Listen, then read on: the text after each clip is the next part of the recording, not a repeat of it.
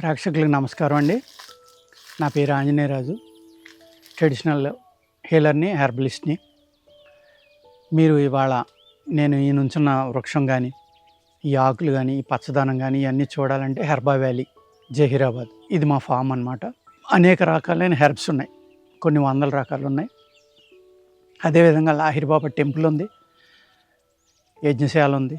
యజ్ఞశాల మొదలు పెడుతున్నాం కన్స్ట్రక్షను. ఒక 5,000 అడుగులు ధ్యాన మందిరం కట్టామండి. మీరు ఇక్కడికి వస్తే ధ్యానం చేసుకోవచ్చు, యోగా చేసుకోవచ్చు. అలాగే హెల్త్ రిసార్ట్, ట్రీ హౌసెస్ కాడి నుంచి అన్నీ కడుతున్నాం. బహుశా జూన్ జూలైకి ఓపెనింగ్ అనుకుంటున్నామండి. అప్పుడు క్లాసెస్ కూడా మొదలు పెడతాం ట్రెడిషనల్ హీలర్కి 1 వీక్ కోర్స్ కింద. అది నేర్చుకుని మీరు చిన్న చిన్న ప్రాబ్లమ్స్ని మీ సొంతంగానే తయారు చేసుకుని, ఎప్పుడైతే కరోనా వచ్చిందో జనాలు కషాయాలు తాగటం, మూలికల మీద ఇంట్రెస్ట్ పెరిగింది. కాబట్టి ఈ మూలిక జ్ఞానం అనేది నాకు ఏదో కొద్దిగా వచ్చు, అతి కొద్దిగా. ఎంతంటే నాకు వచ్చింది ఆవగింజ అంత అనుకోండి, నేర్చుకోవాల్సింది బ్రహ్మాండం అంత ఉంది ఇంకా. అంటే దాన్ని బట్టి నేను ఎంత తక్కువ నాలెడ్జ్ ఉందో ఇందులో అర్థం చేసుకోండి. నేనేం గొప్పవాడిని కాదు. అనేక పుస్తకాలు చదివి మన యోగులు, ఋషులు ఎవరైతే ఈ జ్ఞానాన్ని మనకు అందించారో వాళ్ళందరి మీద నమ్మకంతో, మనము ప్రకృతిలో ఒక భాగం కాబట్టి మనం ప్రకృతి నుంచి వేరే అనుకుంటాం వల్లే, ఆ ప్రకృతిని నాశనం చేయడం వల్లే కరోనా లాంటి ప్రాబ్లమ్స్, అనేక రకాల వైరస్లు, నేచురల్ కెలామిటీస్ జరిగి మానవ జాతి యొక్క మనుగడకే ప్రమాదంగా సంభవించే రోజులు వస్తున్నాయి. వాటి నుంచి మనల్ని మనం రక్షించుకోవాలంటే ఇలాంటి న్యాచురల్ ప్లేసెస్ కానీ, న్యాచురల్గా బతకడం కానీ నేర్చుకుంటే మనకి ఎటువంటి ఇబ్బందులు ఉండవండి. ఇప్పుడు మనం నుంచున్నది ఒక నేరేడు చెట్టు. ఇదివరకు నేను ఈ నేరేడు చెట్టు మీద అనేక రకాల వీడియోలు చేశాను, మళ్ళీ చేస్తూ ఉంటాను. ఎందుకు అంటే ఈ చూసిన వాళ్ళే మళ్ళీ చూడడం కానీ, ఎప్పుడు చూడని వాళ్ళు కూడా దీన్ని చూడడానికి అవకాశం ఉంది. ఓన్లీ చూసిన వాళ్ళే కాకుండా కొత్తగా చూసి ప్రేక్షకులు కూడా చూస్తారు కదా అనేక మంది, వాళ్ళ కోసం ఇది అన్నమాట. మీరు పెన్ను పుస్తకం తీసుకోండి, జాగ్రత్తగా రాసుకోండి. నేరేడు అనేది ఒక జామున్ అంటాం మనం దీన్ని. ఇందులో చిన్న నేరేడు, పెద్ద నేరేడు, అంటే అల్లం నేరేడు, మామూలు నేరేడు అని కూడా అంటారు. ఇప్పుడు తెల్ల నేరేడు కూడా వచ్చిందండి. తెల్లగానే ఉంటుంది ముగ్గుపైన కూడా, వైట్ నేరేడు అనమాట. కానీ ఈ దీంట్లో ఉన్న రంగులోనే ఒక విధమైన మెడిసినల్ వాల్యూస్ ఉంటాయి. మరి తెల్ల దాంట్లో ఎంతవరకు ఉంటాయి అనేది మనం అర్థం చేసుకోవాలి. స్ట్రాబెర్రీసు, బెర్రీసు, గూస్బెర్రీ, బ్లూబెర్రీ, అలాగే ఇప్పుడు మన పట్టు పురుగులు పెంచి మొక్కలు ఉంటాయి కదా, ఆ మొక్కలకు వచ్చి బెర్రీస్, అవి కూడా కాయలు కాస్తాయి. ఈ బీట్రూటు, నేరేడుకాయ, ఇవన్నీ కూడా ఒక పెక్యూలియర్ కలర్, అంటే మనం పర్పుల్ కలర్ అంటాం. అది అటువంటి రంగును కలిగి ఉండటం వల్ల, ఆ రంగు వల్ల అనేక ఉపయోగాలు ఉన్నాయి. అది న్యాచురల్ ఫుడ్ కాబట్టి అనేది మనం సైన్స్లో చదువుకుంటూ ఉంటాం. మోడర్న్ సైన్స్లో అనేక రకాలుగా చెప్తారు దాన్ని. కానీ మన పూర్వీకులు దీని యొక్క ఆహారం యొక్క లక్షణాలని మనకి ఎప్పుడో అందించారనమాట, వేల సంవత్సరాల క్రితమే. ఈ నేరేడు ఆకు కానీ, నేరేడు తాట, అంటే ఈ చెట్టు పైన జాగ్రత్తగా తాట తీసుకోవాలి. ఈ తాట తీయమంటే ఏం చేస్తున్నారంటే అందరూ దేన్ని కూడా ప్లాంట్ యొక్క చుట్టూరు తాట తీయొద్దండి దయచేసి, చెట్టు చనిపోతుంది. అందుకేం చేస్తారంటే ఇలా ఒక 3 అంగుళాలు 2 అంగుళాలు వెడల్పుని ఇలా తీసుకోండి. ఇక్కడ తీసారనుకోండి, మళ్ళీ ఇంకా తాటగా వస్తే ఈ పక్క కింద పక్క తీయండి, లేకపోతే ఇంకొక రవ్వని తీయండి. ఇలా మీరు కొద్దిగా మీకు ఉపయోగపడినంత వరకు తీసుకున్నారనుకోండి, మళ్ళీ కొత్త తాట అనేది వచ్చేసి ఆ పచ్చదనం అనేది, ఆ వృక్షాలు ఉంటేనే మనం సుఖంగా ఉంటాం. కాబట్టి ఆ వృక్ష సంపదను నాశనం చేయకుండా, వాటికి ఎటువంటి నష్టం జరగకుండానే మనం మూలికా సేకరణ అనేది చేసుకోవాలి. అర్థమైంది కదండి. ఈ 3 రకాలు, అంటే విత్తనం, దీని యొక్క తాట, బార్క్ అంటాం కదా, తొక్క అంటాం, చెట్టు తొక్క అంటారు కొంతమంది, దాని ఆకులు. ఈ ఆకులు చూడండి, టన్నుల కొలది ఎండిపోయి రాలిపోతూ ఉంటాయి కింద. కానీ ఇదే ఆకును మనం కషాయం పెట్టుకుంటే, రాలే ముందరే బాగా తయారైన ఆకులు కనుక కోసుకుని మనం నీడన ఆరబెట్టుకుని చక్కగా కచ్చాపచ్చగా కొట్టుకుని డైలీ ఉదయం లేవగానే టీ బదులు ఈ కషాయం తాగండి. ఇదే టీ అనుకోండి, నేరేడు టీ అనండి, దీన్ని సరిపోతుంది. దీని బార్క్ కూడా అంతే, బాగా ఒగరగా ఉంటుందన్నమాట.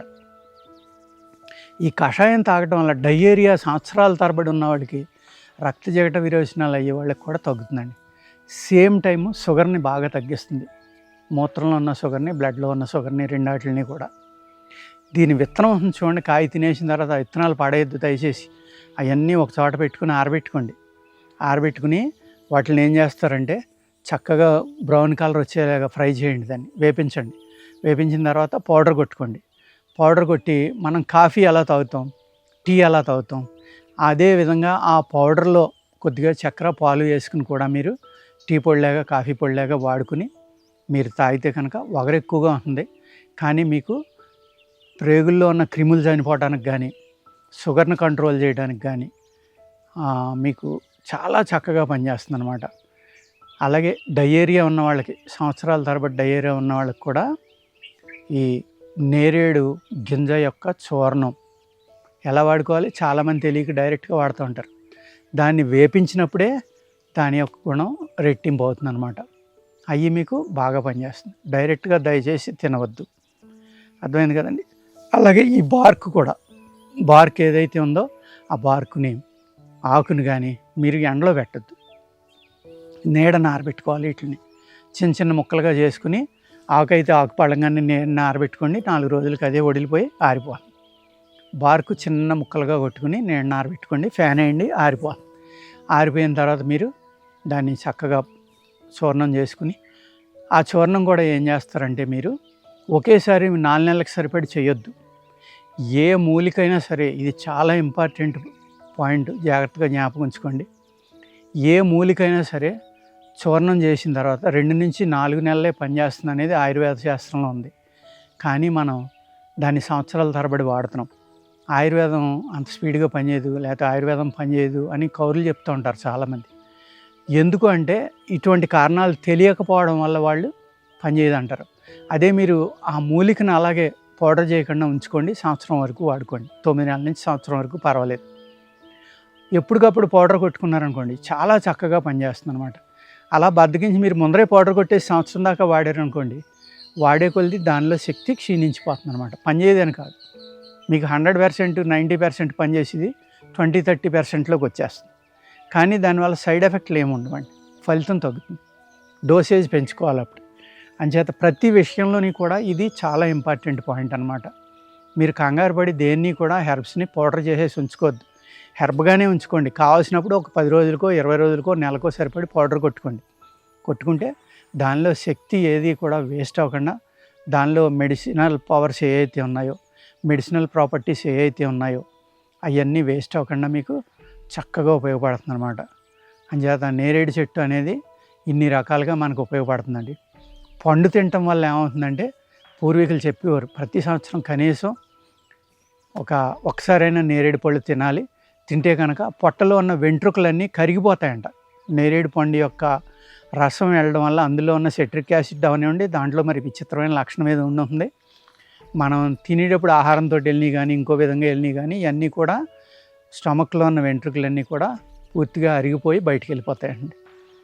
ఎంత అద్భుతమైన గుణం చూడండి. అదేవిధంగా ఈ నేరేడు పండుని వెనిగర్గా కూడా వాడుకోవచ్చు. ఈ వెనిగర్గా వాడటం వల్ల ఏమవుతుందంటే, ఇది మంచి ప్రోబయోటిక్ కింద తయారయ్యి గుడ్ బ్యాక్టీరియా కొన్ని కోటానుకోట్లు అందులో ఉండటం వల్ల ఒక చెంచా వెనిగర్ని మీరు ఒక 100 ml 50 mlలో కలుపుకొని గోరువెచ్చని నీళ్ళలో కనుక తాగితే మీకు ఆకలి పెరగడం, అజీర్ణం తగ్గడం, పొట్టలో ఉన్న క్రిములు తగ్గిపోవడం, ఈ వెంట్రుకలు కరిగిపోవడం, షుగర్ కంట్రోల్లోకి రావడం, ఇన్ని రకాలుగా మనకి నేరేడు పండు యొక్క వెనిగర్ పనిచేస్తుందండి. పండు తిన్నా పనిచేస్తుంది. నేరేడు చెట్టు అనేది చాలా చోట్ల ఉంది, ఈజీగా పెరిగేది. రోడ్ల పక్కన, ఇళ్లలోని, స్థలాలు, దొడ్లలోని అన్నీ. దీనిలో ఉన్న అద్భుతమైన మూలికా లక్షణాలను వాడుకుని ఒక మూలికగా దీన్ని మన ప్రేక్షకులందరూ కూడా చక్కని ఆరోగ్యాన్ని పొందాలని కోరుకుంటా. నమస్కారం.